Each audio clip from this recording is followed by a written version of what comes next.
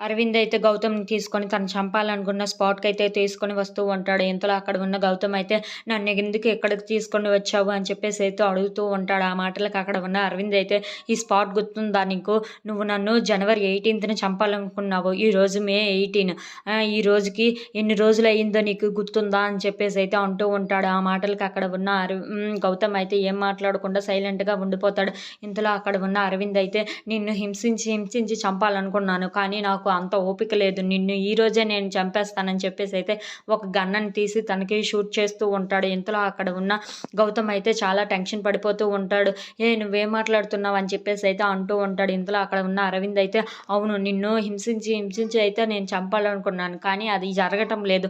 నాకు ఓపిక తక్కువగా ఉంది. అందుకే నిన్ను ఈరోజే ఇక్కడే చంపేస్తానని చెప్పేసి అయితే తనకి గన్‌ని షూట్ చేస్తూ ఉంటాడు. అది చూసిన గౌతమ్ అయితే చాలా టెన్షన్ పడిపోతూ ఉంటాడు. ఇంతలో అక్కడ ఉన్న గన్‌ని అయితే తన వైపు ఎలాగైనా రాకుండా చూసుకుందామని చెప్పేసి అరవింద్‌ని కొట్టి ఎలాగైనా చేద్దామని చెప్పి కొడుతూ ఉంటాడు అరవింద్‌ని. అలా కొడుతూ ఉన్న అరవింద్‌కైతే ఆ గన్ అటు సైడ్ తిరిగి తగిలేస్తూ ఉంటుంది. అది చూసిన గౌతమ్ అయితే చాలా టెన్షన్ పడిపోతూ ఉంటాడు. If you like this video please like